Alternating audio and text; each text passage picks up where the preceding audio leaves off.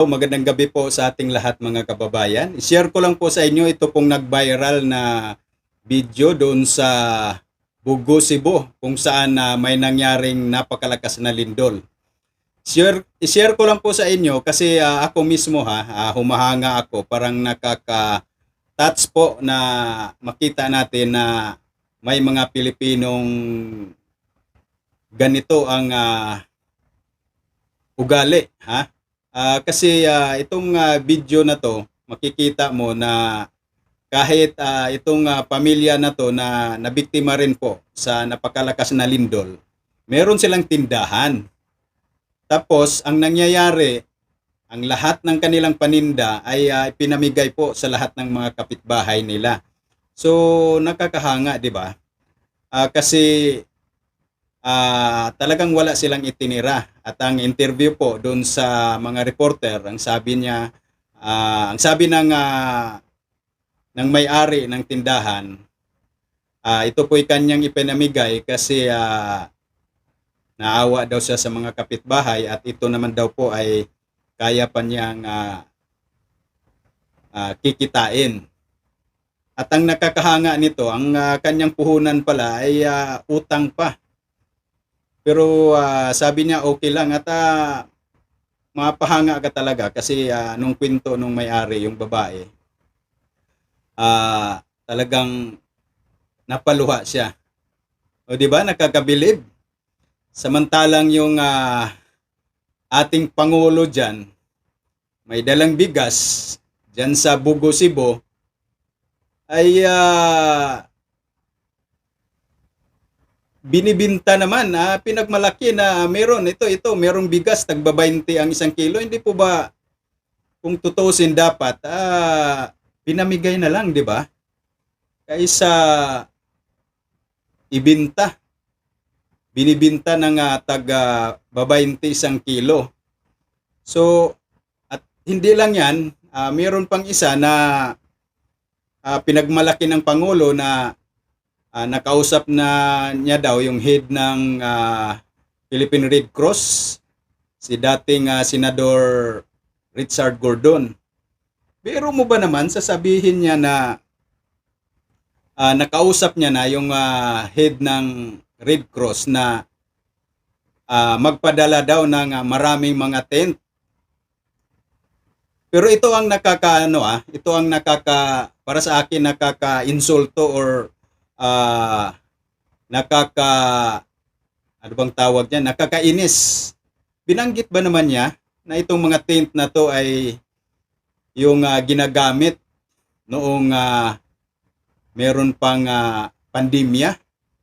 So kahit ako personally, kung halimbawa magbigay ng tent na ganyan na kahit mahirap lang ako at malaman kong ito pala ay ginagamit lang doon sa dating ginagamit doon sa nakaraang administrasyon na may mga pandemya.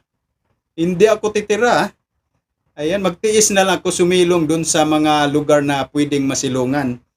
At ito guys, isi-share ko na sa inyo itong video. Ito po ay courtesy of GMA News. Sana hindi po tayo magkaroon ng magkaroon ng tawag nito, baka magurgur tayo kasi sila po yung may-ari itong video na to. Ito po yung nangyayari sa Bugo City, Cebu. Yan, ito na po yung video. Sabay-sabay nating panoorin at mag-comments po kayo dyan kung ano pong masasabi ninyo dito sa naturang pamilya na ang kanilang mga paninda sari-sari store ay pinamigay nila sa kanilang mga kapitbahay.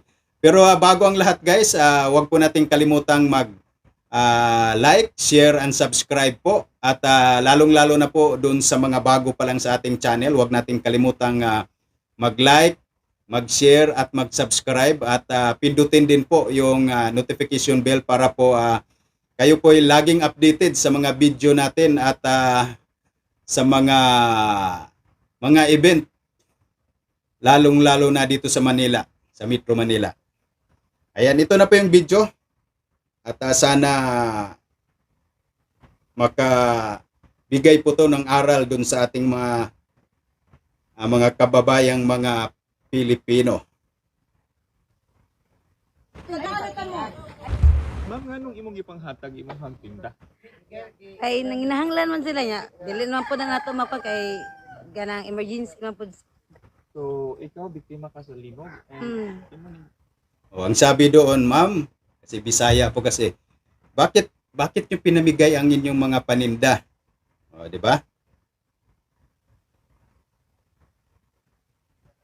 Why mabilin sa iyo? Ay pero na sila makita ra man po. Gusto mo ni at least makatabang sa ka, no? Tiriyan siya magkahila ko na ka. So at least nakatabang ka despite sa nakabot ninyo. So, ikaw, karon sa imong kahimtang, kumusta? Pero sir, at least wala na hitabo sa mo sir. Pila ko muna ng tinda? Inutang pa po. Ha? Inutang pa po. Inutang? Hmm. Kunya na porsyento? Wala na. Gi-credit na ako. Pila na po naman ito naman mo? Last na pong kumpa kay na yung 19,000. Yeah, sa imo lang ni mga silingan ni mong ipapay karon. Og kisay mo kuan ganahan nila mo kuan okay lang. Des pagkakaon po sila ba nga kanang kuan kay sud man pod. Ito pareho mo walsod. Amazing guy ha. Wa ka manugod. Wala man. Wala man na importante na ang mga importante na kuha. Sabi dito sa interview, wala ka nanugon. Yan, Bisaya, di ba? Ibig sabihin nun sa Tagalog, hindi ka ba nanghihinayang? Ang sagot nung may-ari nung sari-sari store. Hindi naman. Lagi ko na mo. Kisay nga ni mo. Itil na biya. Ito lang natin. Kaliwa pa man sa kaning trahedya nga gidangatan sa mga kaigsunan sa nakahatag gihapon ni siya og #spreadkindness. Siya masilingan sa biktima ng linog pero siya nitabang iyang gipanghatag ang iyahang mga baligya ngadto sa iyahang mga silingan nga nagkinahanglan mga kapuso. So ikasulti ninyo nga panghatag. Pasalamat ni nakasnack pag mi ka mo mi kakaon. Pinatanggap po mo nga siya biktima po sa linog. Oo, ko siya biktima ya. Pasalamat ni nga yahan ko gihapay sa buaw kakaon. Mga biskuit o soft drinks ikaw ma. Salamat kami sa mong silingan sir kay lang tindahan nito nakuan iyan lang tagi pangatag sa amo ang iyang mga tinda. Dako kami pasalamat nga nami silingan nga kuan kasing-kasing. Isa nga mo ma'am? O, sabi ng babae na malaking pasasalamat nila sa kanilang kapitbahay na meron silang ganong klasing kapitbahay na pinamigay lang ang kanilang paninda. Salin, Isalin. Aranita, Ikaw? Mari Viralio. Sige ha. Ambing-ambing. Ate. O, dahinon lang nila mo sa Sa kato mga nakinahanglan jud, no?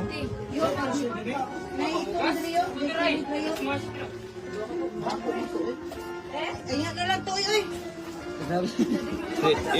Ha? Uniform. Yung nakasakala ka kayo?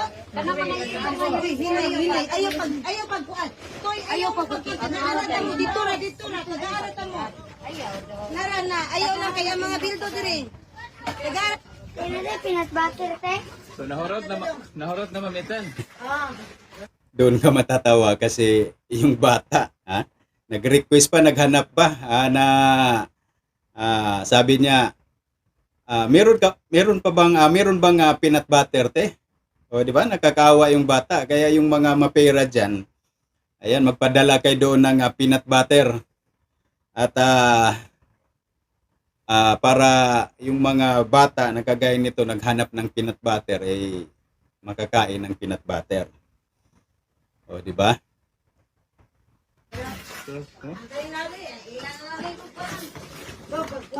At ito pa, sabi pa nung babae, opo, kayong pumasok dahil may mga bubog dyan, baka masugatan pa kayo. Ito napakabait talaga itong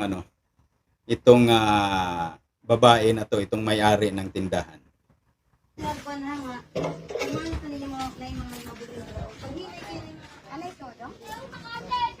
Ano ni?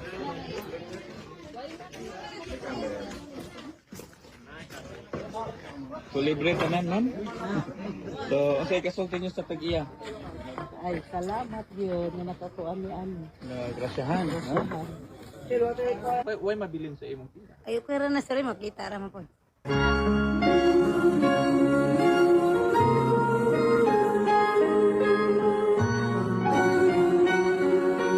Ang sabi dyan, oh, wala nang maiwan sa'yo.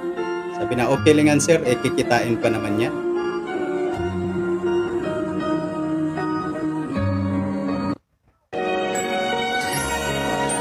O, di ba? Napakabait po nung may-ari ng tindahan na kung naiba pa yan, samantalahin nila yan, ibibinta nila yan, di ba? Kasi kailangan rin nila, pero ang ginagawa nila, pinamigay nila. Ganun naman karamihan ng mga ugali ng mga Pilipino. Ito lang mga politiko natin, napakaswapang ha. Walang hindi kontento sa kanilang mga pera. Gusto pa talagang sa Bisaya pa yan, akupan ba? O tingnan mo, noong wala pang mga kalamidad, di ba? Namimigay sila ng pera, o ito sa'yo, 5,000, ew na yan, o. Nagmimigay sila ng pera. Ang laki-laki ng budget nila na pinamigay ng pera. O ngayon, merong kalamidad. Nasaan na? Nasaan na yung mga politiko dyan? Maswerte nga tayo, maswerte yung Cebu kasi sa bagay, si Pangulong PRRD, dyan naman kasi pinanggalingan niya. Pero maswerte dahil itong Davao City, pinapakita nila na lagi talagang nangunguna itong Davao City pagdating sa mga may kalamidad. Ayan, matatandaan po natin na nung nangyari sa Yolanda, di ba? Hindi pa presidente si Tatay Digong. Sila po yung nauna doon. At sa iyo, ma'am, nalimutan kong pangalan. Maraming salamat po at mabuhay po kayo. Sana po dadami pa ang inyong lahi. At sana mabilis kayo maka-recover dyan sa Bugo, Cebu. Ayan, maraming salamat guys at kita-kita tayo sa susunod nating mga video. At lagi po nating tatandaan, mahalin natin ang ating bansa at higit sa lahat, mahalin po natin ang ating sarili. Ayan, God bless po sa ating lahat. Ingat.